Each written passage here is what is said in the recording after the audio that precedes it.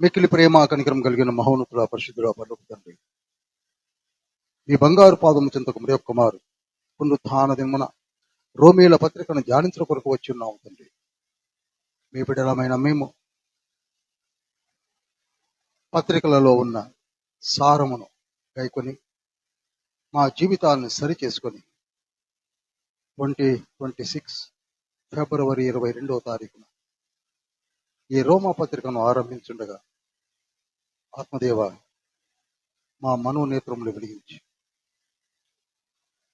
మమ్మలను సరిచేసి ఈ సంవత్సరంలో నేను మార్పును మా జీవితాల్లో తీసుకుని వచ్చి మా కుటుంబాలను దీవించి ఆశీర్వదించి మమ్మలను మీ పాదము చెంత సుస్థిర స్థానమును పరలోక రాజ్యములో వారసత్వమును అనుగ్రహించమని యేసయ్య పరిశుద్ధ నామంలో అతి వినతి వేడుకుంటున్నాం పరమ తండ్రి.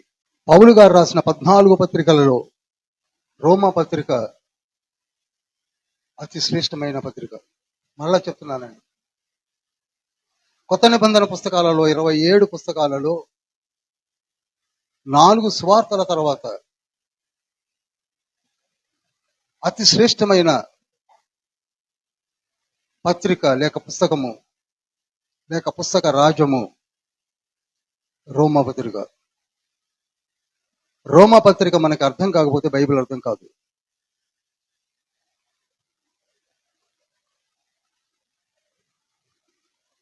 సువార్తలలో యోహాను సువార్త మనము బాగా అర్థం చేసుకోకపోతే త్రిత్వం అర్థం కాదు. కొత్త నిబంధన పుస్తకాలలో మోస్ట్ ఇంపార్టెంట్ బుక్స్ నాకు తెలిసినది ఏమిటనగా సువార్తలలో 4 ఇంపార్టెంటే. అందులో మరీ ముఖ్యంగా ఎక్కువగా ధ్యానించవలసింది యోహాను సువార్త. ఆ తర్వాత 14 పత్రికలు రాశాడు పౌలు గారు. 14 పత్రికలలో కూడా అతి శ్రేష్టమైన పత్రికలలో స్టాండ్స్ ఫస్ట్ అని నేను చెప్తాను. దేనికదే అయినప్పటికీ మనము ధ్యానించవలసినటువంటి అతి శ్రేష్టమైనటువంటి పత్రిక రోమా పత్రిక. ఆ తర్వాత బుక్ ఆఫ్ హీబ్రూస్, హెబ్రీ పత్రిక. హెబ్రీ పత్రిక చదివితేనే యేసయ్య ఎవరో మనకి బాగా స్పష్టంగా తెలియజేయబడుతుంది.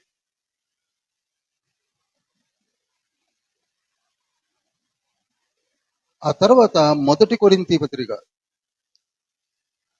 అఫ్ కోర్స్ ప్రకటన గ్రంథము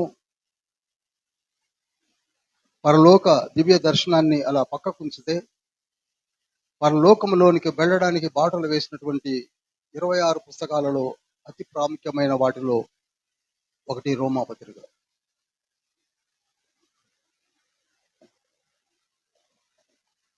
నేను మాట్లాడే ప్రతి మాట కూడా నా ఎక్స్పీరియన్స్ ని తెలియజేస్తున్న సంగతి మర్చిపోదు. ప్రతి మాటను జాగ్రత్తగా వినండి. బైబిల్ స్టడీ అనేది ఒక మహత్తరమైనటువంటి దేవుని ఏర్పాటు. నిజానికి నేను చదువుకున్న రోజుల్లో నాకు బైబిల్ చెప్పేవాళ్ళు లేక చాలా యాతన పడ్డాను. చాలా యాతన పడ్డాను. ఈనాడు తండ్రి మనలో ఎవరినో ప్రేమించి ఎవరి కొరకు ఏర్పాటు చేసినటువంటి ఈ బైబిల్ స్టడీని హృదయముని తెరిచి వినండి. 2026 ఫిబ్రవరి 22 నేను అబ్జర్వ్ చేస్తున్నాను. మీకు ఒక విషయం చెప్తాను. నూతనంగా పెళ్ళైనటువంటి ఒక కుటుంబం ఉందనుకోండి.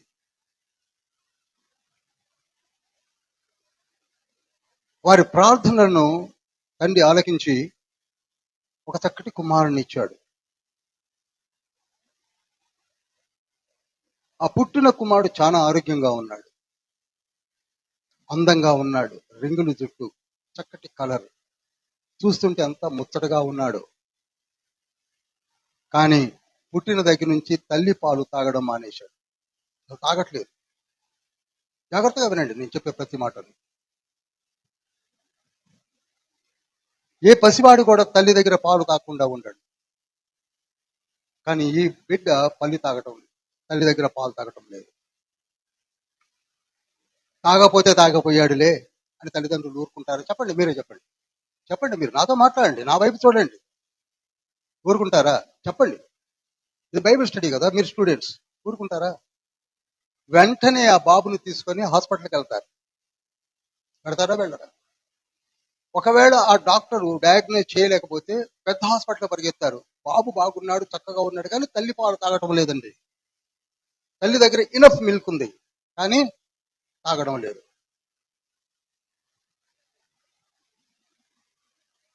బాబు తల్లి దగ్గర పాలు తాగేంత వరకు తల్లిదండ్రులు నిద్రపోరు. అవునా కాదా?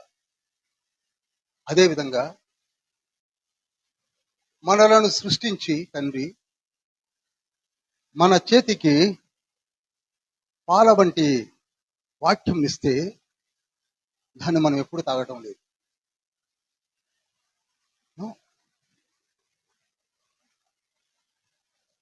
అందంగా ఉన్నాం, ఉద్యోగాలు ఉన్నాయి, అన్నీ ఉన్నాయి, చక్కటి కలరింగ్, చక్కటి ఊర్ల వెంట్రుకలు, బంతిలా ఉన్నాడు, కానీ పాలక్కర్లేదు.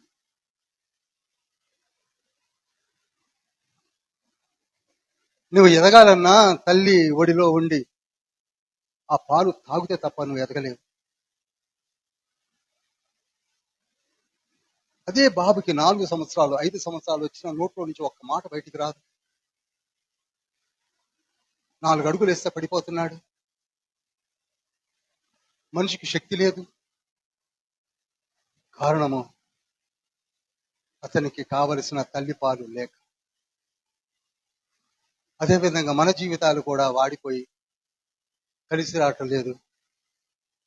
ఎందుకో నేను నా జీవితాన్ని సరి చేసుకోలేకపోతున్నాను అనగా దేవుడిచ్చిన పాలను త్రాగక. నేను మిమ్మల్ని బ్రతిలాడుతూ చెప్తున్నాను, రీడ్ ది బైబిల్ దెన్. ఇవి నా సొంత మాటలు కాదు. 1 పేతురు పత్రిక 2వ అధ్యాయం 2వ వచనంలో ఏమనుంది? సమస్తమైన దుష్టత్వమును, సమస్తమైన కపటమును, వేషధారణను, అసూయను, సమస్తమైన దూషణ మాటలను మాని 2వ అధ్యాయం 2వ వచనమేనా? క్రొత్తగా జన్మించిన చూడండి, ఇక్కడ నుంచి స్టార్ట్ అవుతుంది. క్రొత్తగా జన్మించిన శిశువులను పోలిన వారై. ఆగుదాం. కొత్తగా జన్మించిన శిశువులకు ఏం కావాలి? పాలు కావాలి. మరి మనకేం కావాలి? పాలు కావాలి. మనకి పాలు కావాలి, వాక్యం అనే పాలు కావాలి. But we are least bothered. ఒకనాడు అర్థం కాదండి, చెప్తున్నాను నేను మీకు. బైబిల్ స్టడీ అంటే ఏంటనుకుంటున్నారు? స్వచ్ఛమైన పాలు త్రాగడానికి వస్తున్నాం. కల్తీ లేని పాలు, తల్లి పాలు. పాలు కావాలంటే తల్లి దగ్గరికి వెళ్ళాలి, వాక్యం కావాలంటే బైబిల్ దగ్గరికి రావాలి. దీన్ని పక్కన పెట్టిన వారు ఎక్కడా కూడా ఎదిగి పట్టకట్టినట్టు నాకు కనపడలేదు. లేఖనాల్ని మనము చదువుతున్నాం. ద్వారములోనికి ప్రవేశించాము, కానీ ద్వారములోనికి ప్రవేశించినంత మాత్రాన నీవు పరలోక రాజ్యములోనికి వెడతావు అనుకుంటే పొరపాటు. మత్తయి సువార్త 7వ అధ్యాయం 14వ వచనంలో ఏమనున్నది? జీవమునకు పోవు ద్వారం ఇరుకును, ఆ దారి సంకుచితమునై ఉన్నది, దానికి అనుగుణ వారు కొందరే. అబద్ధ ప్రవర్తనను గురించి జాగ్రత్త పడుడి. వారు గొర్రెల చర్మములు వేసుకుని మీ వద్దకు వద్దురు, కానీ. చాలు. ద్వారములోనికి మనము వస్తున్నాం, గుళ్ళోనికి రావడం వల్ల ఉపయోగం లేదండి. చాలా సీరియస్ గా తీసుకోండి మాటలు. Entering in to the church is not at all a criteria. ఆ మార్గంలో నడవాలి. ఆ మార్గంలో నడవాలి అంటే నీకు వాక్యం కావాలి, వాక్యం అనే పాలు కావాలి. How to walk, how to SIT, how to read, how to pray. తల్లి దగ్గర పాలు తాగిన శిశువు 2 సంవత్సరాలకే మాట్లాడడం మొదలు పెడుతున్న పాపలు నేను చూశా. ఆరోగ్యవంతులు గెంతులేస్తూ ఉంటారు. వాక్యం చదివిన బిడ్డలు కూడా అలానే ఉంటారు. We are totally neglecting the word of God.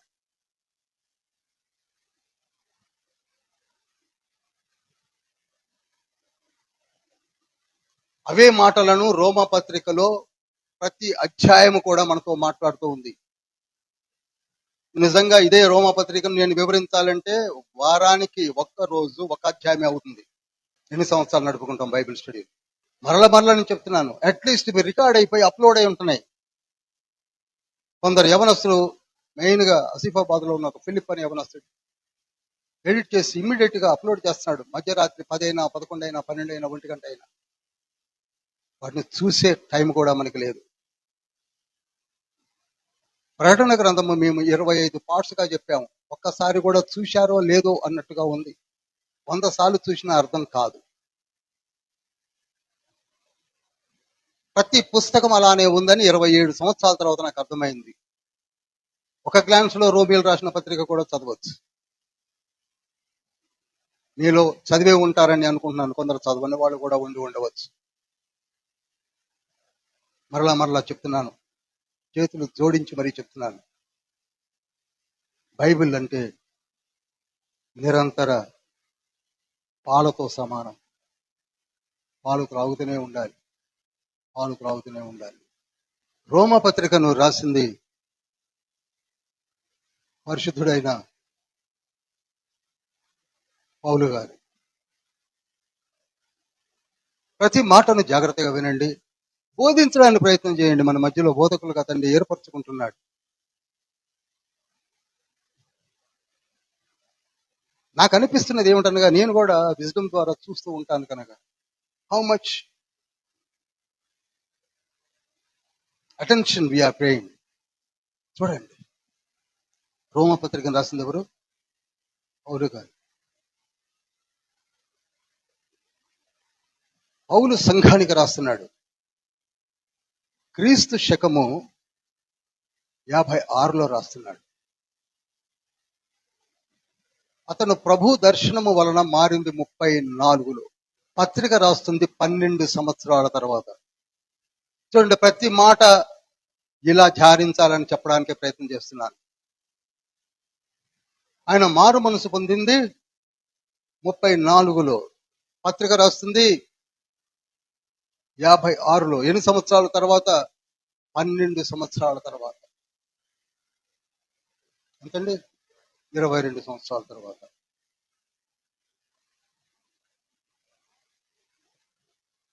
కానీ రోమా సంఘాన్ని కట్టింది పౌలు గారు కాదు. అదేంటండి, మీరు ఎలా చెప్పగలరు అనొచ్చు. రోమా పత్రిక 1వ అధ్యాయం 12, 13 వచనాల్లో స్పష్టంగా ఆయనే రికార్డ్ చేస్తున్నాడు. ఆత్మ సంబంధమైన కృపావరం ఏదైనను మీకు ఇచ్చుటకు మిమ్మల్ని చూడవలనని మిగులు అపేక్షించుచున్నాను. క్రీస్తు సహోదరులారా, నేను ఇతరులైన అన్యజనులలో ఫలం పొందినట్లు మీలో కూడా ఫలమేదైనను పొందవలనని అనేక పర్యాయములు మీ వద్దకు రానుద్దేశించింది. కానీ ఇది వరకు ఆటంకపరచబడితిని. ఇది మీకు తెలియకుండా నాకు ఇష్టం లేదు. చూడండి, he tried his level best. అనేక పర్యాయములు ప్రయత్నించి రాలేకపోయాను అంటున్నాడు. ఎన్ని సంవత్సరాలు పట్టింది ఆయనకి చెప్పరేమండి. మరి ఎవరు కట్టారు ఈ సంఘాన్ని? ఆ రోజులలో సంఘాన్ని కట్టాలంటే అపోస్తులు, ప్రవక్తల వల్ల తప్ప ఎవరి వల్ల కాదు. ఇప్పటికైనా ఎప్పటికైనా ఒక మంచి దైవజనుడు నిలబడితే తప్ప సంఘం కట్టబడదు. ఆటలు కాదు. పరిశుద్ధాలయం నడుపుట ఒక మంచి దైవజనుడు. ఈ రోజుల్లో అయినా, ఆ రోజుల్లో అయితే సంఘం కట్టాలంటే అపోస్తుల వల్లనే అవుతుంది.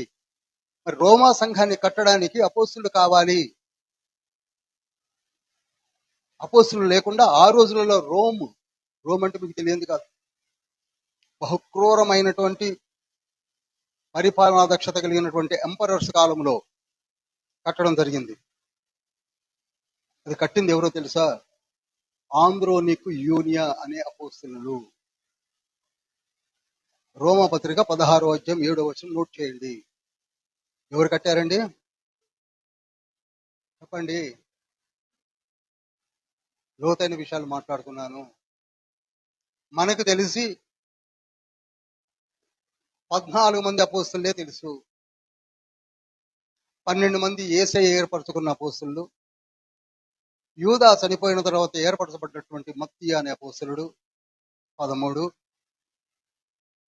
ఆ తర్వాత దివ్య దర్శనం ఇచ్చి ఏర్పరచుకున్నటువంటి మరి ఒక అపోస్తలుడు పౌలు తెలుసు. ఎంతమంది అయ్యారు చెప్పరేమండి? 14. మరి ఈ ఇద్దరు అపోస్తలు పౌలు కంటే ముందే ఉన్నారు, మనకు తెలియదు. ఒకసారి మీరు రోమిలు రాసిన పత్రిక 16వ అధ్యాయం 7వ వచనంలో పౌలే స్టేట్మెంట్ ఇస్తున్నాడు. నాకు బంధువులను చూడండి, నాకు బంధువులును, చూడండి శ్లోక చదవాలి పాస్టర్ గారు. నాకు బంధువులును నాకంటే ముందుగా ఏర్పరచబడిన అపోస్తులు, వారి పేరు ఆంద్రోనీకు, యూనియా. ఆయన కంటే ముందే ఉన్న అపోస్తులు వీళ్ళు. అసలు మనకి ఏమాత్రం గ్లాన్స్ కూడా వెళ్ళదు. అపోస్తులు అంటే మీకు అర్థం అవ్వాలి. అపోస్తులు అంటే they will have all the gifts. అపోస్తులు అంటే ఏదో వెనక ఒక టైటిల్ తగిలించుకొని నేను అపోస్తులుడు చెప్పుకుంటూ జరిగేది కాదు. నేను ప్రవక్తను, నేను అపోస్తులను, నేను డీడీని, నేను డాక్టర్ని, నేను వదిలే కాదు. వాళ్ళు అపోస్తులు. అందులో ఒక స్త్రీ ఉన్నది, ఒక పురుషుడు ఉన్నాడు. వారు పౌలుకి బంధువులు. ఇంకో విషయం చెప్తాను, అంతవరకు కూడా 56 వరకు కూడా పేతురు కూడా రోమ్కి రాలేదు. అద్భుతమైన సంఘాన్ని కట్టారు. ఎవరనగా ఆంద్రోనీకు, యూనియా. అందుకే వారికి నా వందనాలు చెప్పండి అంటున్నాడు.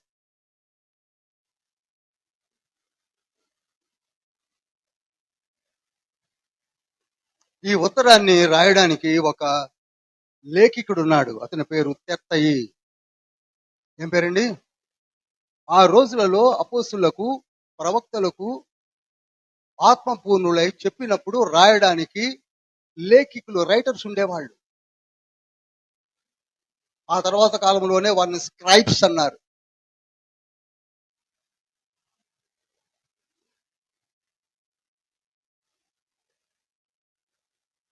రోమిల్ రాసిన పత్రిక 16వ అధ్యాయం 22వ వచనంలో లేఖికుడైనటువంటి పత్రిక వ్రాసిన వ్యక్తియు చదవండి వదిలే. ఈ లేఖికుడైనటువంటి తెత్తయితో రాయించాడు. ఎవరు రాశారండి? నేను రిఫరెన్స్ చెప్తాను కనుక నోట్ చేయండి. అదే విధంగా ఇర్మియాకు కూడా ఒక రైటర్ ఉన్నాడు. అతని పేరు బారూకు.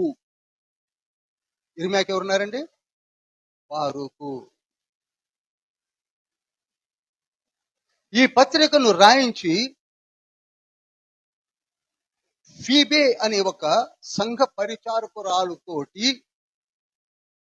రోమా పట్టణానికి తీసుకొని ఇవ్వమ్మా అని చెప్పి ఇచ్చాడు. ఎవరికి ఇచ్చాడండి? అందరూ చెప్పాలి. ఫీబే. అక్కడనే 16వ అధ్యాయం 1వ వచనంలో ఉంటుంది. ఇప్పుడు చదవండి పాస్టర్ గారు. 16:1. విక్రయలో ఉన్న సంఘ పరిచారకురాలకు ఫీబే అన్న మన సహోదరిని పరిశుద్ధులకు తగినట్టుగా ప్రభువునందు చేర్చుకుని. ఆగండి. సంఘ పరిచారకురాలు అనగా ఇంగ్లీష్ లో డీకనెస్ అంటారు. ఏమంటారండి? డీకనెస్ అంటారు. మరి ఈ రోజులలో స్త్రీలు బోధించడానికి వీల్లేదు, ప్రార్థించడానికి వీల్లేదు, పాటలు పాడడానికి వీల్లేదు, చదవడానికి వీల్లేదు, ఏమి చేయడానికి వీల్లేదని బయలుదేరారు. ఆలోచించండి. పౌలు గారే ఎక్కడనో కొరింథీ పత్రికలో స్త్రీలు బోధించడానికి వీల్లేదని రాశారన్న వాళ్ళు ఇదే పౌలు గారు 16వ అధ్యాయం 1వ వచనంలో డీకనెస్ తోటి ఈ ఉత్తరాన్ని ఇచ్చి ఎందుకు రోమ్కు పంపించాడు. ఆలోచించండి. అదే పౌలు గారు అపోస్తురాలైనటువంటి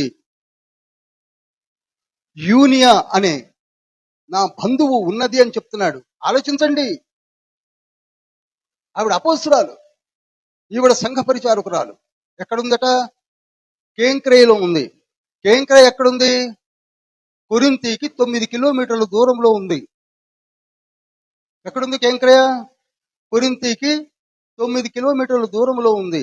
అదొక సీపోర్టు. అదొక అద్భుతమైన డెన్స్డ్ పాపులేషన్ కలిగినటువంటి ఒక మహాపట్టణం. అక్కడ ఉంది ఆవిడ. అక్కడ పరిచర్య చేస్తుంది. సంఘ పరిచారకురాలైన కేంక్రేయలో ఉన్న అక్కడ పరిచారం చేస్తుంది. అంతేగాని కూర్చొని ఇంట్లో ఉండి వంటలు చేసుకుంటూ కూర్చోట్లేదు, ఆవిడకి ఇచ్చాడు. ఇప్పుడు కొరింథీ ఎక్కడుంది ఒకసారి మీరు పట్టణం చూస్తే అర్థం అవుతుంది. కొరింథీ ఎక్కడుంది, రోమ్ ఎక్కడుంది? ఇలా నేను వెళితే ఈ రోమా పత్రిక సంవత్సరం నడుస్తుంది నాకు. చూడండి ఒకసారి పటంలో చూడండి, చూసిన వాళ్ళని చేయలేపండి. కొరింథీ ఎక్కడుంది, రోమ్ ఎక్కడుంది? పడమర వైపున పైన ఉంటుంది రోమ్. ఇటలీ పైన రోమ్ ఉంది. కొరింథీ ఎక్కడుందంటే ఆ సముద్రానికి ఆనుకున్న తీర ప్రాంతం అది. అక్కడ ఉన్న ఆవిడ ఎక్కడ పట్టుకొని పోయింది ఆ పత్రికను? ఎంత దూరం ఉంది ఒకసారి మీరు కనీసం ఎయిర్ లైన్ లో చూడండి. అంత దూరం ఎలా పట్టుకొని పోయింది ఆవిడ? ఆడి కారు వేసుకొనా, బెంజ్ కారు వేసుకొనా? ఆలోచించండి. అంత గొప్ప పరిచయం చేస్తున్నటువంటి స్త్రీలు ఉన్నారు అని చెప్పడానికి నేను చెప్తున్నాను. వాడాలి మనం. ఒక మాట అంటే కుదరదు. She's a Deaconess. నీళ్లు రాలేకపోయాను, వెళ్ళలేకపోయాను, అయినప్పటికీ సంఘం కట్టబడింది, అద్భుతమైన రీతిలో ఎదుగుతూ ఉన్నది. అందుకే నేను ఈ ఉత్తరాన్ని రాసి పంపిస్తున్నాను. మామూలు ఉత్తరం కాదు, 16 అధ్యాయాలు కలిగినటువంటి ఒక అద్భుతమైనటువంటి పత్రిక. ఇప్పటికీ అర్థం కాదు. I'm telling you. అందరూ అర్థమైనట్టుగా బిల్డప్ ఇస్తారేమో కానీ నేను ఖచ్చితంగా చెప్పగలను, ఇప్పటికీ అర్థం కాదు. అంత dimension, 4th and 3rd dimensions లో రాశాడు పత్రిక.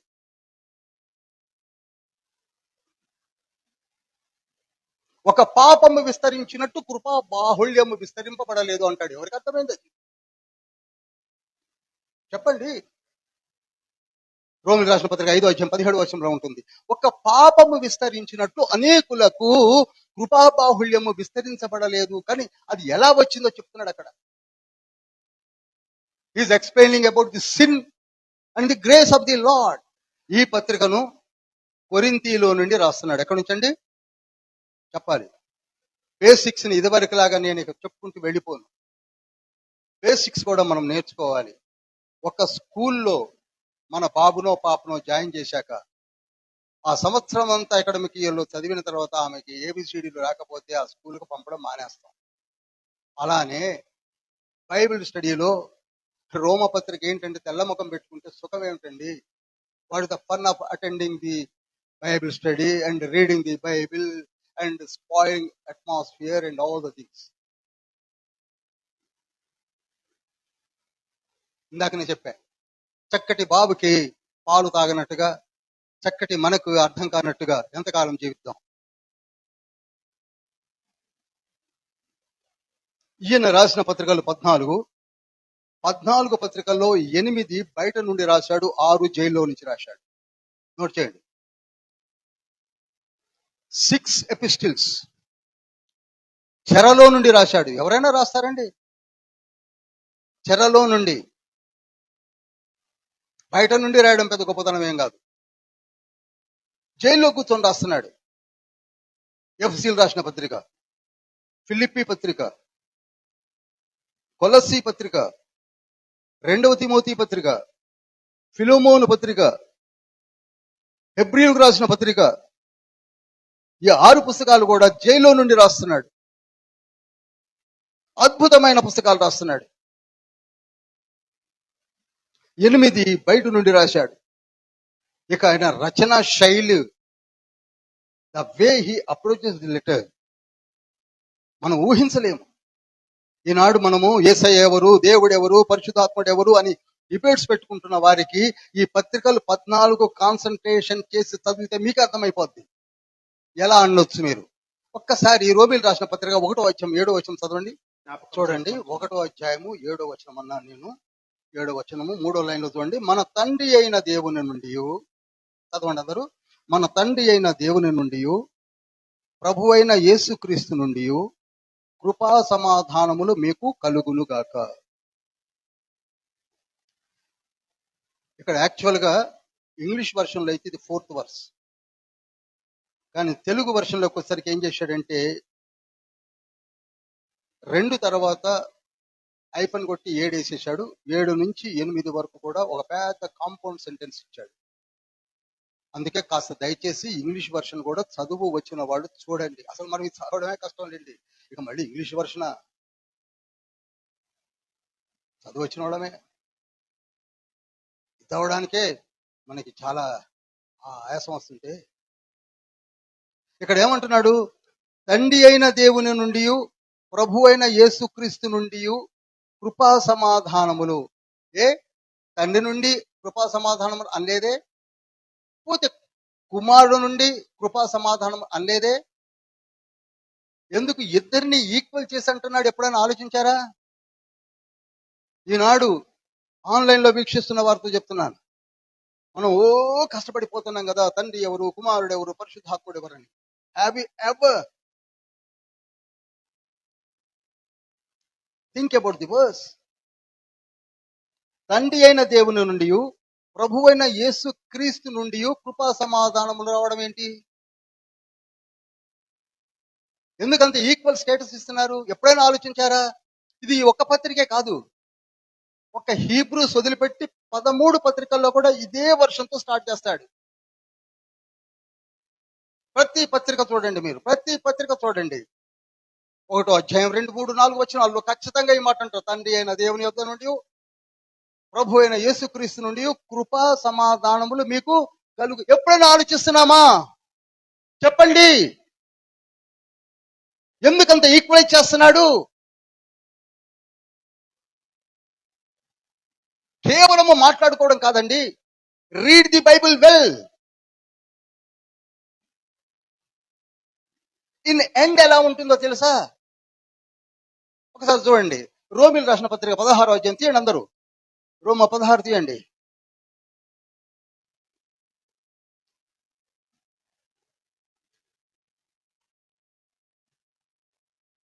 24వ వచనం చదవండి. ప్రభువైన యేసుక్రీస్తు కృప మీకు తోడై ఉండును గాక. ఎందుకు దేవుని పేరు వాడకుండా ప్రభు అయిన యేసుక్రీస్తు అంటాడేంటి?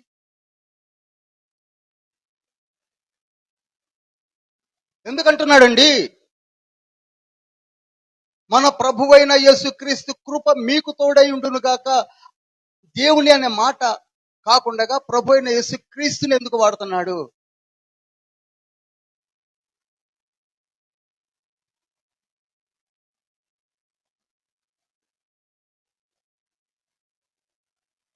అసలు కృపనిచ్చేది ఎవరు? దేవుడు.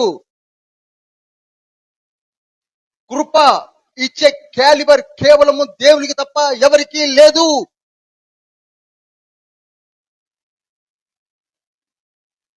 అంతదాకా ఎందుకు?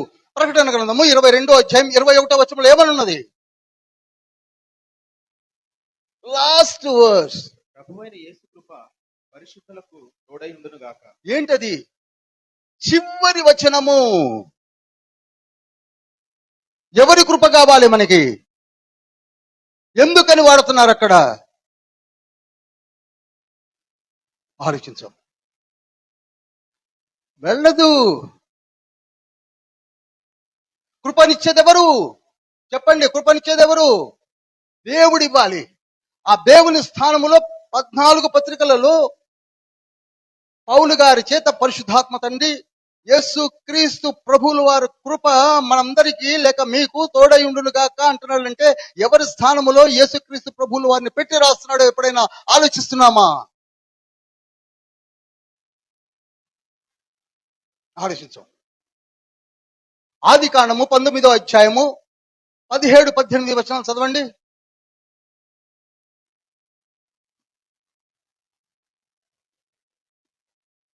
19వ అధ్యాయము 17, 18 వచనాలు. ఆ దూతలు వారిని వెలుపలకు తీసుకొని, అక్కడ దూతలు అన్న మాట మనం చదువుతూ ఉన్నాము. ఆ దూతలు వెలుపలికి తీసుకొని వచ్చి వచ్చిన తర్వాత ఆయన నీ ప్రాణమును దక్కించుకున్నట్లు పారిపోము, నీ వెనుక చూడకము, ఈ మైదానంలో ఎక్కడనూ నీవు నిలువక నీవు నశించిపోకుండా ఆ పర్వతమునకు పారిపోమని చెప్పగా లోతు ప్రభువా అలాగు కాదు. చూడండి, అక్కడ దూతల పైన కింద ప్రభువా అన్నాడు. ప్రభువా అని ఎవరు అనిపించుకుంటారో ఇదే ప్లేస్ లో ఇదే బైబిల్ శైలిలో కొన్ని వందల సార్లు దూతలకున్న అధికారాలు, దేవునికున్న అధికారాలు చెప్పి చెప్పి చెప్పి ఉన్నా. ఆయన ఉన్నాడు ప్రభువా. చదవండి. అలాగు కాదు. అలాగు కాదు. ఇదిగో నీ కటాక్షము నీ దాసుని మీద వచ్చినది. చూడు, నీ కటాక్షము ఈ దాసుని మీదకి వచ్చినది. నా ప్రాణము రక్షించుట వలన ఆ నీవు నా ఎడల కనుపరిచిన నీ కృపను. చూసారా, నా ఎడల నీవు కనపరిచిన కృప అంటున్నాడు అక్కడ. ఏమన్నాండి, చెప్పరేమండి? కృప ఎవరు అనుగ్రహిస్తున్నారు? ఆ ప్రభువు, అక్కడున్న ప్రభువు. ఆయన నీవు నాకు అనుగ్రహించిన కటాక్షము చాలు, కృప చాలు అంటున్నప్పుడు అదే కృప యేసుక్రీస్తు ప్రభు వారు ఇస్తారని 14 పత్రికల్లో రాస్తూ, అదే కృప చివరికి కూడా ఆయన కృప మీకు ఉండునుగా కానీ రాస్తున్నా అంటే మనకు అర్థం కావట్లేదా? దీనికి డిబేట్లు కావాలా?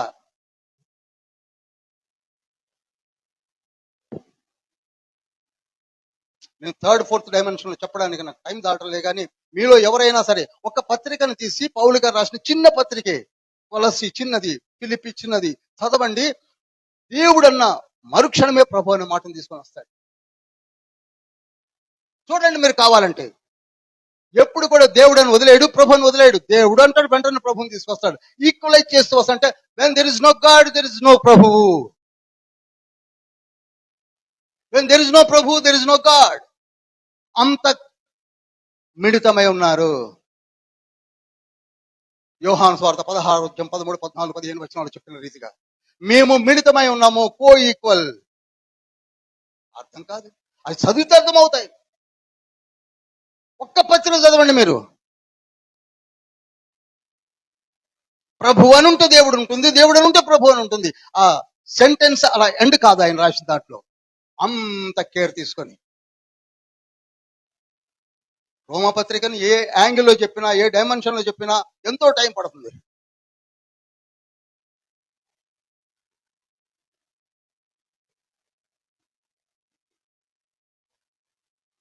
ఫస్ట్ చాప్టర్ లో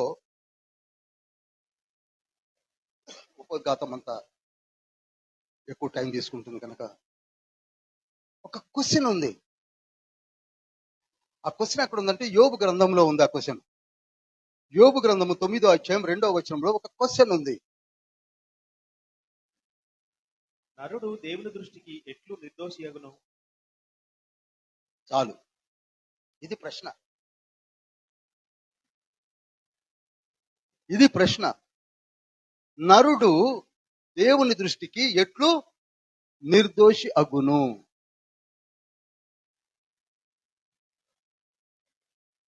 మనము 3.5 సంవత్సరాలు 4 సంవత్సరాల నుంచి ఈ మాట మీదనే డిస్కస్ చేస్తున్నాం.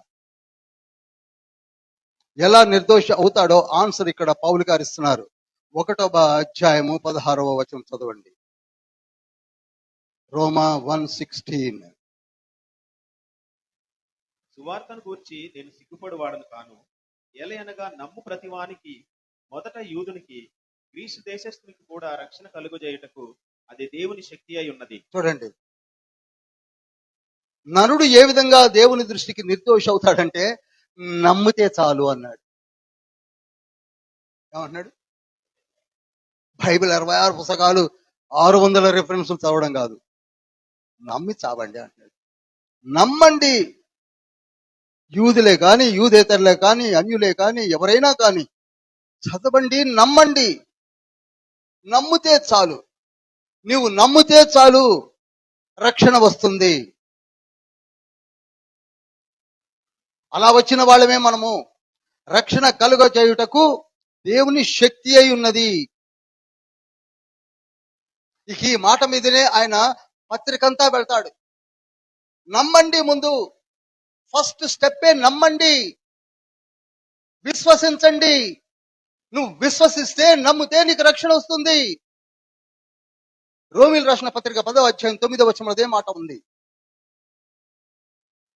అదేమనగా యేసుని ప్రభువని నీ నోటితో ఒప్పుకొని దేవుడు మృతులలో నుండి ఆయనను లేపెనని నీ హృదయమందు విశ్వసించిన చూసారా, విశ్వసించిన ఎడల నీవు రక్షించబడతావు. నువ్వు ఫస్ట్ విశ్వసిస్తే. అసలు మనకు ఆ విశ్వాసం లేదు. మీకు ఇంకా అర్థమవుతారు చెప్పాలనా? తండ్రి మనకు ఒక పరలోకం అనే బ్యూటిఫుల్ లోకాన్ని ఏర్పరిచాడు. ఏంటంటే అది పరలోకం అనే బ్యూటిఫుల్ లోకాన్ని ఏర్పరిచి దాని చుట్టూరు ఒక రిబ్బన్ కట్టి, మామూలు రిబ్బన్ కాదు, ఆ రిబ్బన్కి పెద్ద తాళం వేశాడు. ఏం వేశాడండి? చెప్పండి, తాళం వేశాడు. ఆ పరలోకం అనే చక్కటి లోకమును ఒక తాళం వేసి, ఆ తాళం ఏంటంటే తాళం చెవి పెడితే తప్ప తాళం విప్పుకోదు. ఆ తాళం చెవిని భూమిపైకి విసిరేశాడు. తాళం చెవి ఇప్పుడు ఎక్కడుందండి? అర్థమవుతుందండి ఇది కూడా? ఎంతకంటే ఇంకెక్కడికి ఎందుకని చెప్పాను నేను? తాళం చెవి ఎక్కడుంది? ఆ తాళం చెయ్యి నీకు దొరికిందా? ఎవ్వరి మీడియేషన్ అక్కర్లేదు. తిన్నగా పోవడం, పరలోకంకి వెళ్ళిపోతావు. ఆ తాళం చెవి ఏంటనుకుంటున్నారు? Faith.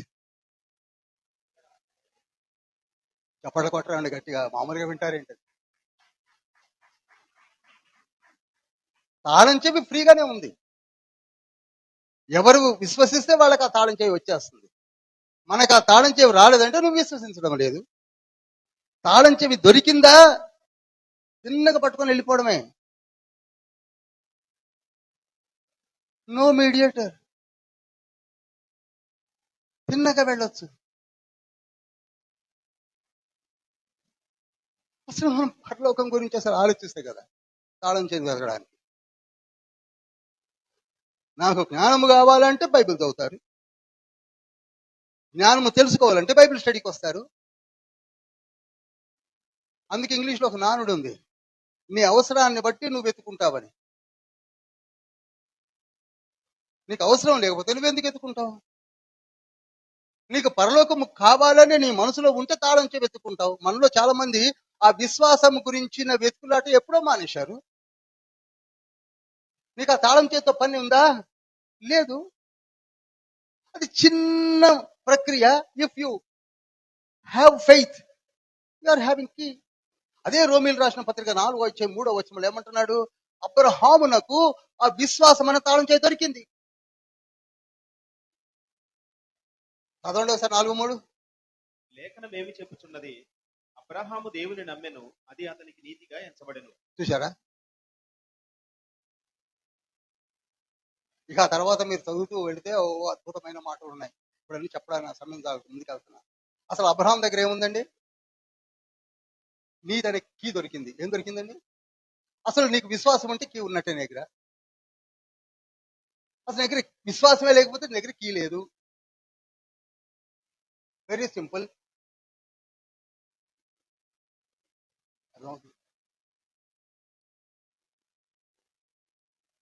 Jakkayya please get down అని తీసుకొని వచ్చి యేసయ్య ఏమంటున్నాడు తెలిసిందా? ఈయన కూడా నిజముగా అబ్రహాము కుమారుడే అన్నాడు. అంటే అర్థం ఏంటి చెప్పండి? అంటే అర్థం ఏంటి? ఈ జక్కయ్యలో ఏముంది? అబ్రహాము కుమారుడు అంటే విశ్వాసం ఉన్నవాడని అబ్రహాము కుమారులు అంటారు. 4వ అధ్యాయం అంతా రాసుకొచ్చాడు. మనకి విశ్వాసం లేదు. ఓపెన్ గా చెప్తున్నాను. విశ్వాసం ఉంటే మారు మనసు పొందుతారు, విశ్వాసం ఉంటే తాళం చెవులు వెతుకుతారు, విశ్వాసం ఉంటే అబ్రహాము సంతానం అని చెప్పి అదే గతిస్తున్నాడు. ఫస్ట్ లోపము విశ్వాసం లేదు. ఆ కీ గురించి పట్టించుకోవడం లేదు.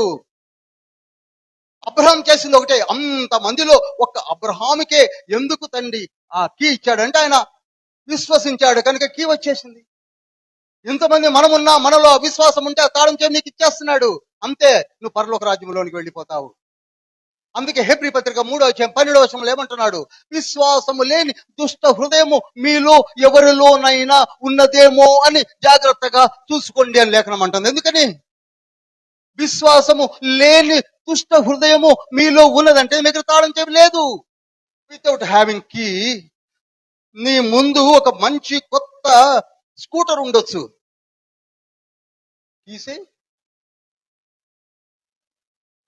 తీసేయండి. నువ్వు ఇంటికి గబా పరిగెత్తే తాళం ఉంది, తాళం చెవేది.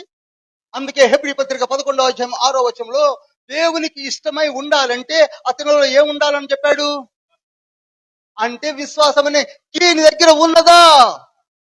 విశ్వాసముతో నీ నోటితో ఒప్పుకోవా? విశ్వాసం అనే కీ నీ దగ్గర ఉంటే నువ్వు ధన్యుడవు. అబ్రహాముకు ఉన్నది ఒకే ఒక్క మంచి గుణం ఏమిటంటే విశ్వాసం అనే కీ కలిగి ఉన్నాడు. అంత మాత్రమే కాదు, ఆయన ఎప్పటి వాడండి? క్రీస్తు పూర్వము 2500 సంవత్సరాల వాడు. ఆయన దేని గురించి ఆలోచిస్తున్నాడు? హెబ్రీ పత్రిక 11వ అధ్యాయం 10వ వచనంలో చదవండి. 11:10 ఫస్ట్ లైన్ చదవండి. ఏలయనగా దేవుడు దేనికి శిల్పియు నిర్మాణకుడై ఉన్నాడో పునాదులు గల ఆ పట్టణం కొరకు ఏ పట్టణం? ఆగండి. ఏ పట్టణం కొరకండి? పునాదులు గల ఆ పరలోక పట్టణము కొరకు ఈ అబ్రహాం ఎదురు చూస్తున్నాడట. 2500 సంవత్సరాల క్రితమే ఆ పట్టణమును ఆయన కన్నులారా చూసి దానిలోనికి వెళ్ళాలంటే విశ్వాసం అనే తాళం చెవి కావాలని చెప్పి ఆలోచించి విశ్వాసముని పదులపరుచుకొని ఎన్ని వచ్చినా విశ్వాసమును సడలకుండగా ఆ నిలువర పట్టణంలోనికి వెళ్ళుట కొరకు ఎదురు చూసిన వాడు అబ్రహాం. మనకు అసలు పరలోకము గురించి ఆలోచన లేదా? అది వచ్చేదా? నిజమేనంటావా? అసలు తాళం చెవి కలిగిన వాళ్ళందరి పేర్లు హెబ్రీ పత్రిక 11వ అధ్యాయంలో ఉన్నాయి. 1 నుంచి 39 వచనాల్లో ఉన్నాయి. వాళ్ళందరి దగ్గర తాళం చెవులు ఉన్నాయి, మన దగ్గర తప్ప. ప్రతి పత్రిక, ప్రతి పుస్తకము కూడా without faith, without key you cannot open the heavenly kingdom. You cannot. You should have that key. అసలు యాకోబు అయితే విశ్వాసం గురించి ఒక పెద్ద పుస్తకమే రాసి పారేసి.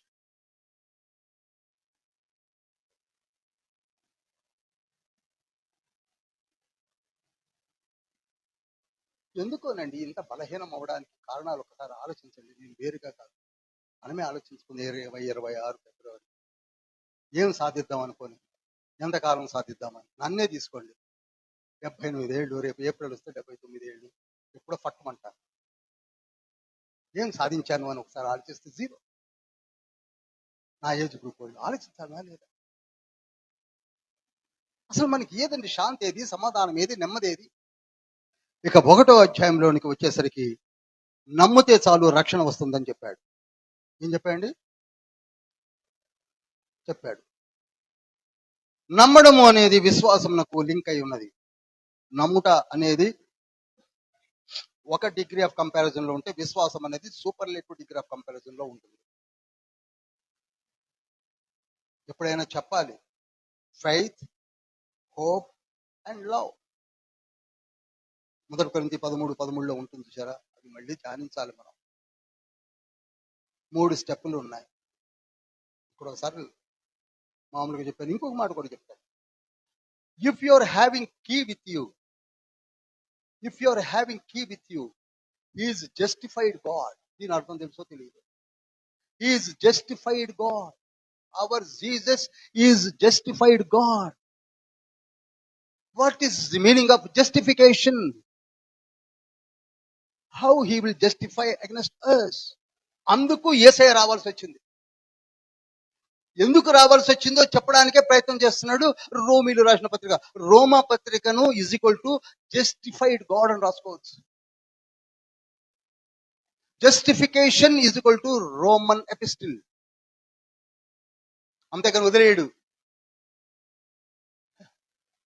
కన్న తల్లి వదిలిపెట్టిన, కన్న తండ్రి వదిలిపెట్టని తండ్రి యేసయ్య. అందుకొచ్చాడు. కన్న తల్లి చేర్చునట్లు నన్ను చేర్చిన ప్రియుడు. ఎందుకని పాట పాడతాం కానీ పాటలో అర్థాన్ని స్వీకరించము.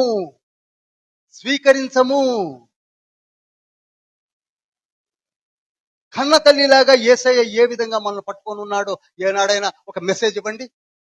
ఫ్రైడే నాడు వచ్చి నేను ఏర్పరచుకున్నట్లయితే నిన్ను పట్టుకొని పరలోకంలోనికి వెళ్ళేంత వరకు వదిలిపెట్టనటువంటి తండ్రి ఉంటే అది జస్టిఫికేషన్. మధ్యలో వదిలేస్తే జస్టిఫికేషన్ ఎలా అవుతుంది? మనలో చాలా మంది ఎవరు నీతిమంతులు లేరు, నిజంగానే లేరు. కానీ నువ్వు నీతిమంతుడుగా ఉండాలని విశ్వసించి ఆయన దగ్గరికి వచ్చి నోటితో ఒప్పుకొని నీవే నా రక్షకుడు యేసయ్య నన్ను కాపాడమని నువ్వు చెప్పినట్లయితే ఆయన ఎక్కడి దాకా తీసుకొని వెళ్తాడు తెలుసా? నీ చెయ్యి పట్టుకొని వదిలిపెట్టాడు. అందుకే చెయ్యి విడువడు ఎన్నడు విడనాడడు ఎప్పుడు. పాట పాడుకోవడానికి బాగానే ఉంది. ఎప్పుడు చెయ్యి విడవడు, ఎందుకు విడనాడడు? Because is lawyer to us. ఆయన ఎవరట? మన తరపున వాదించడానికి అపాయింట్మెంట్ ఆయనే చేసుకొని నిలబడ్డ లాయర్. ఏమంటే లాయర్ కేసు తీసుకొని మన దగ్గర లాయర్ లాగా మధ్యలో వదిలేసి నీ కేసు నాకు అక్కర్లేదు, నువ్వు అక్కర్లేదని వెళ్ళిపోయే లాయర్ కాదు ఆయన. చివరిదాకా వాదిస్తాడు. అర్థమవుతుందండి? అర్థమవుతుందా? నీ కేసుని మధ్యలో వదిలేస్తాను. No no no no I know you. చివరిదాకా వాదిస్తాను నేను. ఎందుకంటే నేను అత్తికి కుత్తికి వచ్చే కేసులు పట్టుకోను. ఒకవేళ వీడు నిజంగా తన నోటితో నేను రక్షకుడు నన్ను ఒప్పుకొని నా రక్తపు చుక్కను ఆయనపై వేసుకున్నాడు కనుక నేను ఆయన తరపు లాయర్ని. 1 యోహాను పత్రిక 2వ అధ్యాయం 2వ వచనంలో అంటాడు. లాయర్ అంటే ఉత్తరవాది తెలుగులో. కానీ అంత ఈజీగా తండ్రి యొక్క నేను నీ తరపున I will stand before you. ఎవరో వచ్చి ఫిలిపుటి ఎదవా అట్నా అని వదిలేడు. అర్థమవుతుందండి? ఎవరో చెప్తే చెప్పుడు మాటలు విని వదిలేసేదండి కాదు. మన తరపున కేసు తీసుకున్నాడంటే మనల్ని పరీక్షించి నిజముగా నన్ను విశ్వసించినట్లయితే ఆ కీ నీ దగ్గర ఉన్నదని తెలుసుకుంటే నీ తరపున నేను సంతకం చేస్తున్నాను. రోమియోలు రాసిన పత్రిక 8వ అధ్యాయం 34వ వచనం అందుకే ఆ మాట వాడాడు. మన తరపున లాయర్ ఎవరండి? చెప్పరేమండి. మరి ఇంకెందుకు ఫికర్? మన లాయర్లు అనుకుంటున్నారా? ఎవడు అపోజిషన్ పార్టీ వాడు ఎక్కువ డబ్బులు ఇస్తే వదిలేసి వెళ్ళిపోతాడు.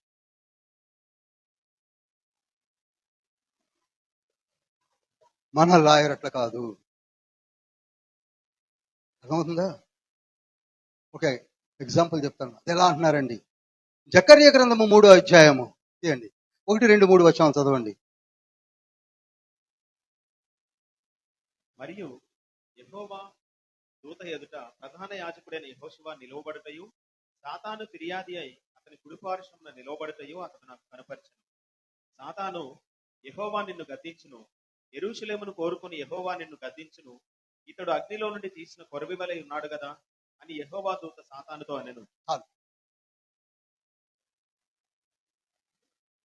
ఇది నేను మీకు అర్థమయ్యే రీతిలో చెప్పేస్తున్నాను. అక్కడ ఉన్నది ఎవరో కాదు, వర్డ్ ఆఫ్ గాడ్.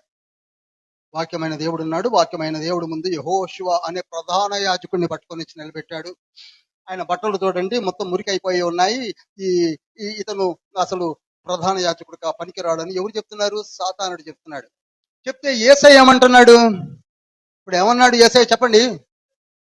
కాదు, ఇంకా చదవండి. యెహోషువ మలిన వస్త్రములు ధరించిన వాడై దూత సముఖంలో నిలబడి ఉండగా దూత దగ్గర నిలిచి ఉన్న వారిని పిలిచి ఇతని మైల బట్టలు తీసివేయుడని ఆజ్ఞాపించి నేను నీ దోషమును పరిహరించి ప్రశస్తమైన వస్త్రములతో నిన్ను అలంకరించుచున్నాను అని సెలవిచ్చెను. ఇంకా అతన్ని తల మీద తెల్లని పాగా పెట్టించుడని నేను మనవి చేయగా వారు అతని తల మీద తెల్లని పాగా పెట్టి వస్త్రములతో అతనిని అలంకరించిరి. యెహోవా దూత దగ్గర నిలుచుండెను. అప్పుడు యెహోవా దూత యెహోషువకు ఇలాగ ఆజ్ఞ ఇచ్చెను, సైన్యములకు అధిపత్యగు యెహోవా సెలవిచ్చినదేమనగా, నా మార్గములలో నడుచుచు నేను నీకు అప్పగించిన దానిని భద్రముగా గైకొనిన ఎడల. చూడండి, అసలు కంటిన్యూ అయిపోయింది ఏం చెప్పండి. 2వ వచనం చూడండి. 2వ వచనంలో ఏమనుందంటే, సాతాను, యెహోవా నిన్ను గద్దించును, యెరూషలేములోను కోరుకుని యెహోవా నిన్ను గద్దించును, ఇతడు అగ్నిలో నుండి తీసిన కొరివి వలె ఉన్నాడు కదా. యేసయ్య దృష్టికి ఆయన ఎట్టున్నాడు? మరి నువ్వేమని చెప్తున్నావు?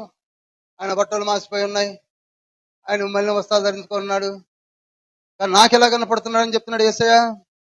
చెప్పరేమండి? కనుక మన మీద ఎవరైనా కంప్లైంట్ చేస్తే మన తరపున ఉన్న లాయర్ ఇలా మాట్లాడతాడు. హల్లెలూయా. భయపడతాడు. ఎందుకండి? నీ హృదయ శుద్ధి గల వారు ధన్యులు, వాళ్ళని నేను చూస్తానన్నాడు యేసయ్య. నీకు హృదయ శుద్ధి ఉందో లేదో చూసుకో. కానీ ఎవరో చెప్పారు, ఎవరో ఒకళ్ళు చెప్తారు, ఎవరో ఒకళ్ళు ఏదో ఒకటి అంటారు అంటే నీకెందుకు భయం? నీ తరపున లాయర్ ఎవరు చెప్పండి? ఒక సాతానుడు అనే దూత, పడిపోయిన దూతలు వచ్చి నీ మీద కంప్లైంట్ చేస్తే నువ్వు భయపడాల్సిన అవసరం ఉందా? లేకపోతే నీ పక్కన వాళ్లే కావచ్చు, నీకు గిట్టన వాళ్లే కావచ్చు, నీ మీద బురద చల్లడానికి ఎవరైనా ముందుకు రావచ్చు. కానీ యేసయ్య ఏమంటున్నాడంటే, ఇతను అగ్నిలో నుండి తీసిన కొరివి వలె ఉన్నాడు. ఎందుకంటే ఆయన మీరు పైన చూస్తున్నారు, నేను అంతర్లీనముగా ఉన్న హృదయాంతరంగంలో పరీక్షిస్తున్నాను. ప్రకటన గ్రంథం 2వ అధ్యాయము 23వ వచనంలో ఉంటుంది. మీరు వెలి చూపుతో పైన చూస్తారు, నేను మలి చూపుతో హృదయాంతరంగంలో చూస్తాను. మనకున్న లాయర్ ఆషామాషి లాయర్ కాదు. అందుకే ఒక మాట చూడండి, రోమీలు రాసిన పత్రిక, రోమాలోకి వచ్చేద్దాం. 8వ అధ్యాయము, రోమా 8, అందరు తీయండి. రోమా 8 తీశారనుకుంటున్నాను. 8:35వ వచనము. క్రీస్తు ప్రేమ నుండి మనలను ఎడబాపు వాడెవడు? అసలు మనకున్న లాయర్ ఎవరు?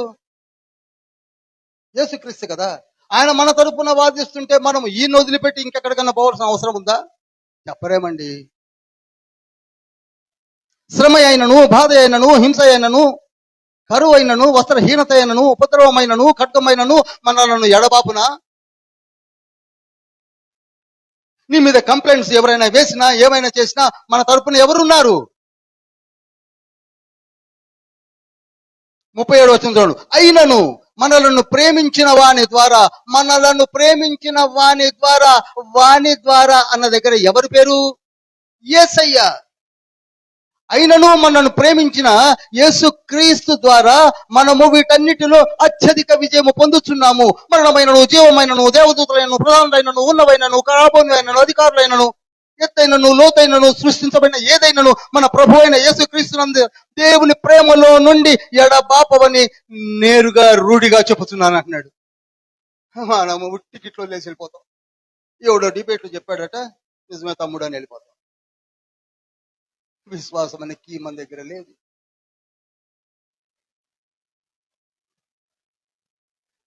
ఇవి లూప్ లైన్ వర్సెస్ అంటారు. If you're having desire against your Lord, offend ఎందుకైతావు? నన్ను ఆయన కాపాడుతాడు, నన్ను ఆయన నడిపిస్తాడు, నా తరపున పరలోకాన్ని దాకా చేయి పట్టుకొని తీసుకొని వెళ్తాడు. ఎంతమంది అయినా కంప్లైంట్ చేసుకోండి, ఏమైనా కంప్లైంట్ చేసుకోండి, నా తరపున ఉన్న నా ప్రతివాది ఎవరు అనుకుంటున్నారు? నా యేసయ్య, నా రక్షకుడు. నా దగ్గర కీ ఉన్నది, ఇదిగో నా కీ. మన దగ్గర కీ లేదు కనుక దిగాల కూర్చొని చెప్పుకోవడం మాత్రం అబ్రహాము సంతానం అని చెప్పుకుంటున్నారే అన్నాడు యేసు. అందుకే యెరూషలేముకి వచ్చినప్పుడల్లా అబ్రహాము సంతానం అంటున్నారు, కానీ అబ్రహాముకున్న విశ్వాసం వీళ్ళు ఒక్కళ్ళలో నాకు కనపడలేదు అన్నాడు. ఆ మాటలు కూడా 4వ అధ్యాయంలో చెప్తాడు, రోమీలు రాసిన పత్రిక 4వ అధ్యాయంలో. ఇంకా మీకు డౌట్ ఉంటే, ఇంకా మీకు ఆయన యొక్క ప్రతిరూపమైన యేసయ్య, దేవదేవునిలోని త్రిత్వమైన యేసయ్యను మీరు తెలుసుకోవాలంటే 20వ వచనం అన్నాడు, ఆయన అదృశ్య లక్షణములను అనగా ఆయన నిత్య శక్తియు, దేవత్వమును, జగత్తుత్పత్తి మొదలుకొని సృష్టించబడిన వస్తువులను ఆలోచించడం వలన తేటపడుచున్నవి కనుక వారు స్టాండ్ స్టిల్ అయి ఉన్నారు. It's very clear. సృష్టిని చూస్తే మీకు అర్థమవుతుంది. అసలు నిన్ను గురించి నువ్వు ఆలోచించుకుంటేనే నీకు అర్థమైపోతుంది. నీ ముఖం ఎలా ఉంటుందో నీకు తెలియదు. అర్థం లేకపోతే నువ్వు ఎలా ఉంటావో కూడా నీకు తెలియదు. కొలత కొలిసే మిషన్ లేకపోతే నీ ఎత్తెంతో నీకు తెలియదు. వేమిని చూసే మిషన్ లేకపోతే నీ బరువెంతో నీకు తెలియదు. అసలు నీలో ఉన్న ఏ ఆర్గన్ ఎలా పనిచేస్తుందో నీకు తెలియదు. అసలు నీ గురించి నీకే తెలియదు. ఇక సృష్టి గురించి ఆలోచించే టైం ఎక్కడిది మనకి? ప్రతి సృష్టిలో ఎంత తేడా ఉందండి. ప్రతి సృష్టి. అది కూడా రోమా పత్రికలో రాశాడు. ఒకే కడుపున పుట్టినటువంటిది రంజిత, కరుణ. వేణుముద్రలు ఒకటి కావు, రూపాలు ఒకటి కావు, గొంతులు ఒకటి కావు, జ్ఞానం ఒకటి కాదు, హైట్స్ ఒకటి కాదు, మనిషి మాంసం ఒకటి కాదు.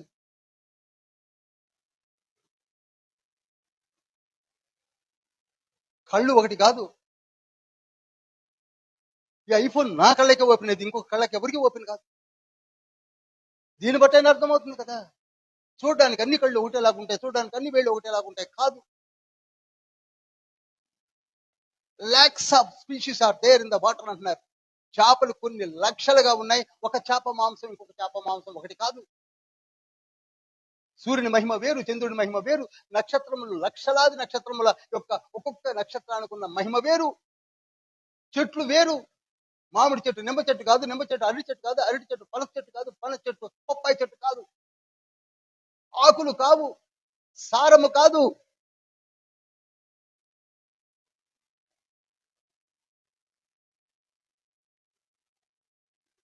ఏది కాదు.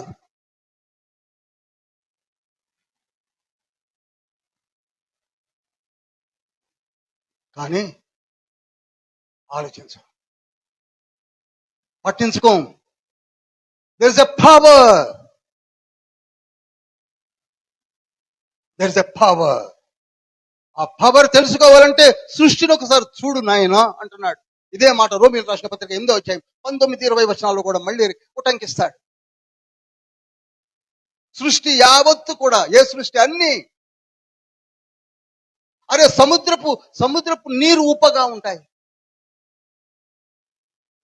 నీ కంటిలో నుంచి బయటకు వచ్చే నీరు ఉప్పగా ఉంటుంది, నీ చెమట ఉప్పగా ఉంటుంది. అటువంటి తండ్రిని వదిలిపెట్టి చెట్లకు పుట్లకు సృష్టిని మొక్కడం మొదలు పెట్టారని 21వ వచనం నుంచి 25వ వచనం వరకు ఏకధాటిని రాశాడు. అది మాత్రం నిజం కదా. దీని గురించి ఎక్కువ చెప్పను కానీ సృష్టిలో ఏది కనపడుతుంది దాన్ని ముఖ్యం కదా. సూర్యుని ముఖ్యం కదా. మొన్న ఈ మధ్య ఇవాళ పేపర్లోని చంద్రుడికి పీటలు వచ్చాయట. ముందు నీ భూమికి ఓజోన్ పొర పగిలి కూలిపోయేటట్టుంది, అది వద్దు మనకి. చంద్రుడికి పీటలు వచ్చాయట. అసలు ముందు నీ ఇంటికి పీటలు వచ్చాయి, నీ కుటుంబానికి పీటలు వచ్చాయి. చూడుము చీకటి చుట్టూ కమ్ముతున్నది, అది పట్టించి చంద్రుడికి పీటలు వచ్చాయట. అప్పా, తండ్రి చూసుకునే చంద్రుడు నీకెందుకు?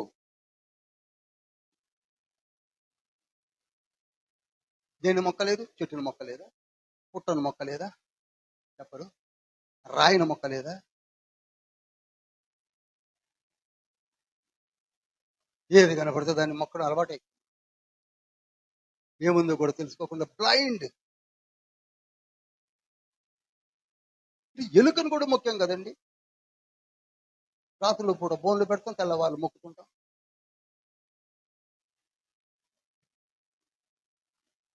పాములను ముఖ్యం కదండి.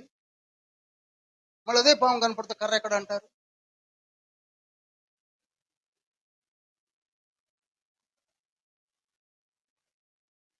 ఎటువంటి బ్యూటిఫుల్ వర్డ్స్ వాడారో చదివితే మీకు అర్థమైపోతుంది. 23వ వచనం, వారు అక్షయుడకు దేవుని మహిమను క్షేమగు మనుషుల యొక్కయు పక్షుల యొక్కయు చతుష్పాదు జంతువుల యొక్కయు పురుగుల యొక్కయు ప్రతిమా స్వరూపముగా మార్చి మొక్కడం మొదలుపెట్టారు.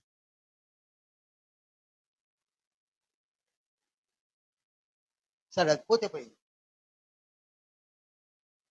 దేవుని ఏర్పాటులో ఆదికాండము 2వ అధ్యాయము 18 నుంచి 23 వచనాల ప్రకారంగా ఒక స్త్రీని ఆదిలో ఒక పురుషుని ఏర్పాటు చేస్తే, పురుషుని కొరకు స్త్రీ, స్త్రీ కొరకు పురుషుడు అని ఏర్పాటు చేస్తే, ఇప్పుడు అది ఓల్డ్ ఫ్యాషన్ అట. రీసెర్చ్ స్కాలర్స్ బయలుదేరి పురుషుడితో పురుషులట, స్త్రీలతో స్త్రీలట అవాచ్యమైనది చేస్తూ అక్కడ మాటలు వాడాడు. అక్కడ 25, 26, 27, 28 వచనాల్లో వాడాడు.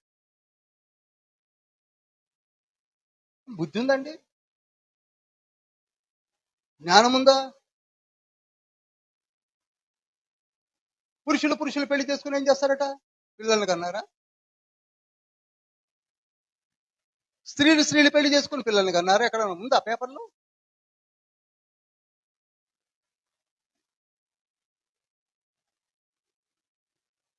మామూలు వాళ్ళు అంటే పర్లేదండి. Roman emperor Caligula is a homosexual.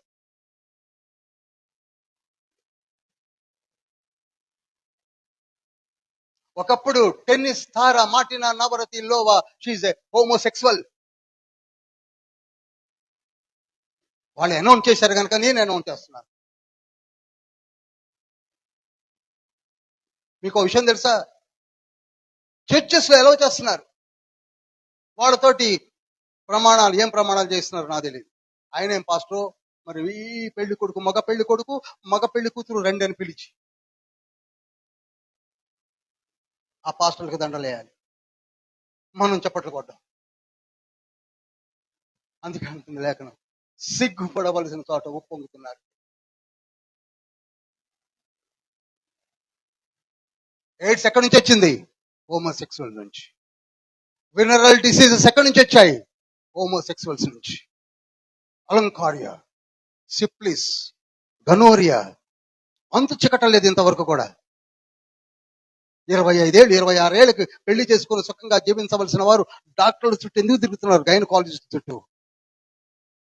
చెప్పండి.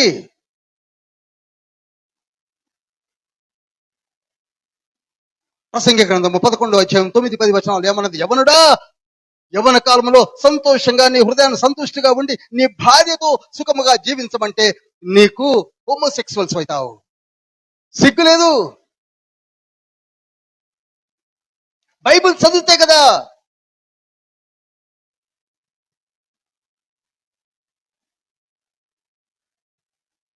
ఒకటో అధ్యాయము 28వ వచనం చదవండి. మరియు వారు తమ మనస్సులో దేవునికి చోటు ఎవరంటే హోమోసెక్సువల్స్ వారి మనసులో దేవునికి చోటు ఇయ్యలేదు కనుక వారిని భ్రష్ట మనస్సుకు అప్పగించేశాడట. ఇంకేం చేస్తాడంటే యేసే మాత్రం. మనం అనుకుంటుంటాం, మళ్ళీ మళ్ళీ చెప్తున్నానండి, డేస్ను రోల్ చేసుకుంటున్నారు కానీ పట్టించుకోకపోతే మన బ్రతుకులంతా అయిపోతాయి. భ్రష్ట మనసుకు అప్పగించాడు అనుకోండి, అవుట్. పతంగిని పిలాయించి తెంపితే ఏమైపోతే అది అయిపోద్ది. బ్రదర్ నాకు ఉద్యోగాలు దొరకదు బ్రదర్, నాకు కుటుంబం కట్టపడదు బ్రదర్, తను వదిలేశాడు బ్రదర్. భ్రష్ట మనసుకు అప్పచెప్పేశాడు. వీళ్ళకి తెలియదా అంటే అన్ని తెలుసు. మాటని నవరతిలోకి తెలియదా? కలిగులకి is the emperor to the Rome, ఆయనకు తెలియదా? అన్ని తెలుసు. మనకు తెలియదా? వ్యభిచారము చేయడానికి పరిగెత్తున్నారే వాళ్ళకి తెలియదా? తెలుసు. 32వ వచనం చదవండి. ఇట్టి కార్యములు అభ్యసించు వారు మరణమునకు తగిన వారు అను దేవుని న్యాయ విధిని వారు బాగుగా ఎరిగి ఉండి. ఆగండి, తెలుసట్నా? చెప్పరేమండి, తెలుసట్నా? ఇక మరి తెలిసిందాక మనం ఎందుకు గొడవ చేయడం? ఇక ఇంకెందుకండి మనం చెప్పేది? బాగుగా తెలుసు ఉండి చదవండి. వాటిని చేయుచున్నారు, ఇది మాత్రమే గాక వాటిని అభ్యసించు వారితో సంతోషముగా సమ్మతించుచున్నారు. పబ్బులు, క్లబ్బులు, పాన్ పరాగులు, బ్రౌన్ షుగర్లు, అఫీములు, నల్ల మందు, గంజాయి ఏర్లే పారుతున్నాయి. అప్పుడే ఏమైందండి? ఇప్పటికే అనుభవిస్తున్నాం. ఈ ముక్కలు మనము తెలుసుకోవాలంటే ఎక్కడికి రావాలి చెప్పండి? ఆలయానికి రావాలి. పాలు కావాలంటే ఆ పసివాడు ఎక్కడికి వెళ్ళాలి? తల్లి దగ్గరికి వెళ్ళాలి. అవునా? తల్లి దగ్గరికి వెళ్తే పాలు దొరుకుతాయి. వాక్యం కావాలంటే ఆలయానికి రావాలి. అది ప్రభు చెప్పాడు. అది సమయం అయిపోయింది.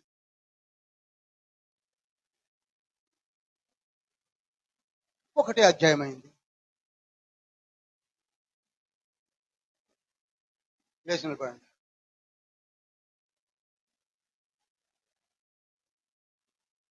అందరు లేచిన పడండి.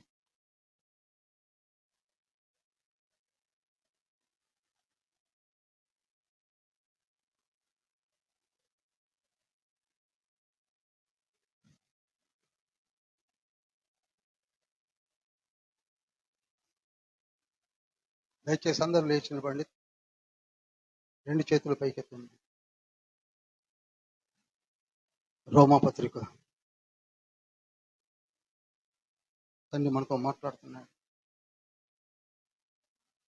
నా కృపా సమాధానం మీకు కావాలి. విశ్వాసం అనే కీని మీ దగ్గర ఎల్లప్పుడూ ఉంచుకోండి. విశ్వాసము లేని దుష్ట హృదయము మీలో ఎవరికైనా ఉందేమో. విశ్వాసము లేకుండా నాకు ఇష్టడై ఉండుట అసాధ్యము. విశ్వాసం అనే కీ లేకుండా పరలోక రాజ్యంలోనికి వెళతామని ఎవరైనా కలలు కన్నట్లయితే అది వ్యర్థము, వ్యర్థము, వ్యర్థము. ద్వారములో నుండి ఎంట్రీ అయ్యాను కనుక నేను వెళ్ళిపోతాను అనుకుంటే అది భ్రమ. నడవాలి, మార్గమున నడవాలి. నడవకుండా చేసే అబద్ధ బోధకుల మాటలు వినకండి. కడుపునకు దాసులు వారు. డబ్బు కొరకు ఆశిస్తూ ఉంటారు, యాచిస్తూ ఉంటారు. వాళ్ళకి తెల్లవారు లెగిస్తే వాళ్ళ కడుపునకు వాళ్లే దాసులు, ధనము తిండిపోతులు. వారి వెంట వెళ్ళకండి, విశ్వాసమును వెతకండి, విశ్వాసము కలిగి ఉండండి. అబ్రహాముకున్నది విశ్వాసం అనే తాళము చెవి. నీకా తాళం చెవి కావాలి. పరలోకములోనికి వెళ్ళాలంటే ఆ తాళం చెవి నీ దగ్గర లేకపోతే నీకు వెళ్ళలేవు. మనమందరము పాపులమే. అదే రోమీయులు రాసిన పత్రిక 3:11 నుంచి దగ్గరగా 17-18 వచనాల్లో రాశాడు. ఏ ఒక్కడునూ లేడు, అందరూ పాపం చేసి ఏకముగా మహిమను పొందలేకపోతున్నామని 23లో కూడా అంటాడు. అవి పట్టుకొని మనము ఇక పోం బ్రదర్. కానీ కాదు, నీవు ఆ రక్తపు చుక్కను నీ తలపై వేసుకొని, నేను నీ బిడ్డనంటే యేసయ్య రెస్పాన్సిబిలిటీ తీసుకుంటున్నాడు. అక్కడ నుండి నీవు కాదు, నీవు యేసయ్య చేతిలో ఉన్న ఒక అంబుల పొదిలో చెక్కుకున్న వాడవు. ఒకే ఒక్క మాట, నేను నీ కుమార్తెను, నీ కుమారును అనే ఒక్క మాట అనండి చాలు. నీ కుమార్తెనని స్త్రీలు, నేను నీ కుమారుడు అని పురుషులు అనండి చాలు. మన తరపున లాయర్గా ఎవరున్నారు? యేసయ్య ఉన్నాడు. ఈగ వారనీయుడు. యెహోషువ గురించి సాతానా నువ్వు ఫిర్యాదు చేయడానికి అసలు ముందు నాకు కొరివిలో తీసిన నిప్పు కణములే కనపడుతున్నాడు. నేను చూసుకుంటాను. ప్రశస్తమైన వస్త్రములు ధరింపచేయండి, తెల్లని వస్త్రములు ధరింపచేయండి, తలకు పాగాను పెట్టండి. నీవు నా మాట విన్నట్లయితే నీ చేతనే పరిశుద్ధాలయమును కట్టిస్తాను. పరిశుద్ధాలయంలో నువ్వు యాజకుడుగా ఉంటావు. ఆ పరిశుద్ధాలయం నాకు 7 కన్నులు కలిగినటువంటి 7 సంఘాలను నీ చేతనే కట్టిస్తాను. ఎంత గొప్ప ఆధిక్యత చూడండి. ఈనాడు మనలో నుండి లేపబోతున్నాడు తండ్రి. స్త్రీలారా, మరి ఒక ఫీబేగా మీరు లేవాలంటే, పురుషులారా మరి ఒక పౌలు వలె, మరి ఒక ఆందోళనిక వలె, మరి ఒక యూనియా వలె నీవు లేవాలంటే ప్రభు పాదం చెంత కూర్చో. ఎవరు మాటలు వినకు, నీవు నాకు చాలు. పాపులమే, పిలిచింది ఎవరు? అందుకే రోమీయులు రాసిన పత్రిక 8వ అధ్యాయము 28వ వచనంలో ఏమంటాడు? ఎవరిని ముందుగా ఎరిగనో వారిని పిలిచితిని, ఎవరిని పిలిచిన వారిని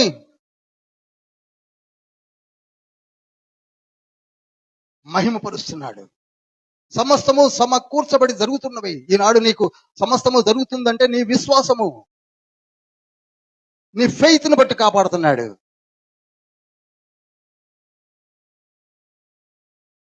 ఆయన సంకల్పంలో నువ్వు ఉన్నావా? ఆయన సంకల్పంలో ఉండాలంటే నీ దగ్గర కీ ఉండాలి.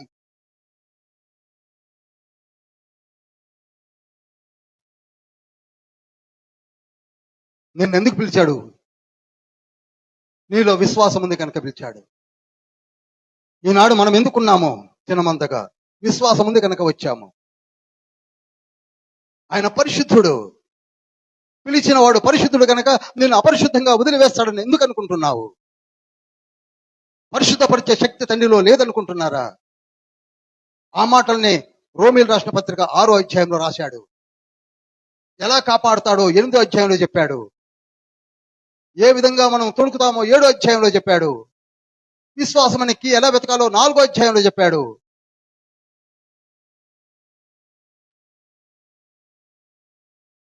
అటువంటి అద్భుతమైన గ్రంథాన్ని చదవడానికి మనకి సమయం లేకుండా పోయింది. మనం పాపులమైతే అయిండొచ్చు. నీ చిన్ని విశ్వాసం ఎంత కాపాడుతుందో చూడండి. పరిశుద్ధుడైన, నేను మళ్ళీ చెప్తున్నాను, పాటలో ఉన్న వచనాలని ఆస్వాదించండి. వచనాలు, no music, no intervening bits, nothing. ఎవరు పాడకండి. చూడండి, పరిశుద్ధుడైన మహాప్రభు ఈ పాపిని పిలచితివా. మనం పాపులం కాదా? ఎందుకు పిలిచాడు చెప్పండి. ఎట్టివాడను ఎదిగియు కూడా నీచుని పిలచితివా. పరిశుద్ధుడైన మహాప్రభు ఈ పాపిని పిలచితివా. ఈనాడు మనం వచ్చినవాడు అందరం పాపులమే. అయితే ఒక తీర్మానం తీసుకున్నాం. యేసయ్య దగ్గర, యేసయ్య రక్తములో, యేసయ్య పాదముల చెంత ఆయనే రక్షించుకొని, ఆయన చేయి పట్టుకొని, ఆయన తీసుకొని పరలోకంలోనికి తీసుకెళ్తాడు. నిన్ను కాపాడుతుంది ఎవరు అనుకుంటున్నారు?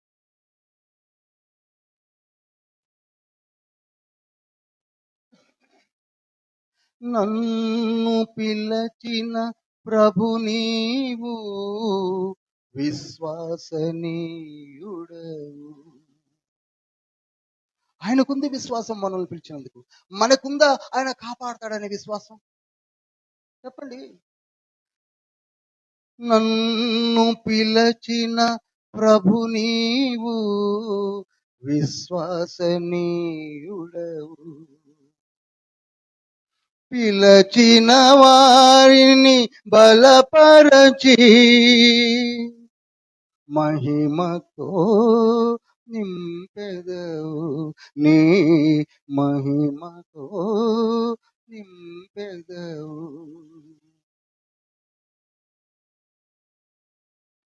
అర్హుడను కాను, నేనర్హుడను కాను, నీ సన్నిధిలో నిలచుటకు అర్హుడను కాను. ఆయన చేయి పట్టుకున్నాడు. ఏ అర్హత లేకపోయినా పట్టుకున్నాడు. కేవలం you are having faith. You have accepted him. His blood drop is on your forehead. నొసటన Mudra వేసుకున్నాడు. మన తరఫున చివరి వరకు వదలను అని చెప్తున్నాడు. నిన్ను తొట్టెళ్ళనివ్వడు, పడనివ్వడు, ఎత్తుకుంటాడు, ముద్దాడుతాడు. ఏ చెడుపు చిల్లంగితనాలు నీ యొద్దకు రావు.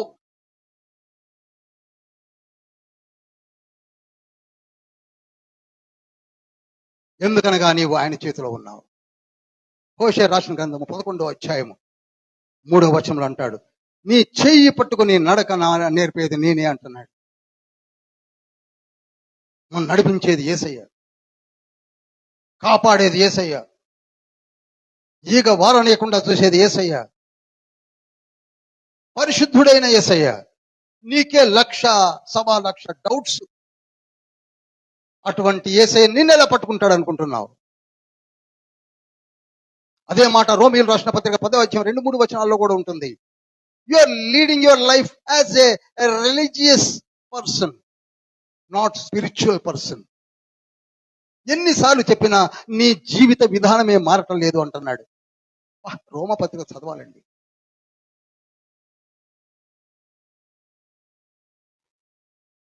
ప్రభువా, 2 చేతులు పైకెత్తాం. మమ్మల్ని చూస్తున్నారు. ఒకప్పుడు పాపులం, కానీ ఇప్పుడు కాదు. మేము కూడా విశ్వసించాము. విశ్వాసం అనే తాళం చెవి మా యొక్క ఉంది. మీరు అది చూసే మమ్మలను మారు మనసు పొందింపజేసి బాప్తిస్మం కూడా ఇచ్చారు. బాప్తిస్మం పొందిన మేము సంచకరువుగా మీ ఆత్మను మాలో ఉంచి చేయి పట్టుకొని నడిపిస్తున్నారు. ఆ బీజము మీలో నిలుచుతున్నది కనుక మీరు పాపము చేయకుండా నేను కాపాడుతాను అన్నాడు. 1 యోహాను పత్రిక 3వ అధ్యాయం 5వ వచనం. We are blessed children. Bible స్టడీలోనికి వచ్చిన మీరు blessed children. Blessed children, that's all. మహోన్నతుల పరిశుద్ధుల పరలోక తండ్రి, మీరు పలకమన్న మాటలు నేను పలికాను, చెప్పమన్న మాటలు చెప్పేశాను. మమ్మల్ని సరిచేయండి. విశ్వాసం అనే తాళం చెవుని మా యొక్క పోగొట్టుకోకుండా నిత్యము కాపాడుకుంటూ మీ వైపు చూసే భాగ్యము మాకు అనుగ్రహించమని. బైబిల్ స్టడీని దీవించండి. ఆన్లైన్లో వీక్షిస్తున్న బిడ్డలను దీవించండి. యూట్యూబ్ ద్వారా వీక్షిస్తున్న బిడ్డలను కూడా దీవించండి. డిబేట్లు పెట్టుకొని అనవసరమైన సమయాన్ని వ్యర్థపరచుకున్న బిడ్డలను దీవించండి. సమయం వృధా కాకుండా లోతైన విషయంలో చదివితే చాలు అన్నారు. చదవడానికి మాకు ఆ పాలు అని పరిశుద్ధ లేఖనములో త్రాగటానికి కృపను చూపండి. సంఘ కాపరిని, సంఘ పెద్దలను, మాలో ఉన్న కాపరులను, మాలో ఉన్న సువార్థికులను, మాలో ఉన్న ఎవాంజలిస్టులను, మాలో ఉన్న స్త్రీ సంఘమును, యూత్ మినిస్ట్రీని వీక్షిస్తున్న వారిని అందరినీ దీవించి ఆశీర్వదించమని యేసయ్య పరిశుద్ధ నామంలో అతి వినయంతో వేడుకుంటున్నాం పరమ తండ్రి. పరలోకమందున్న మా తండ్రి, నీ నామం పరిశుద్ధపరచబడి గాక.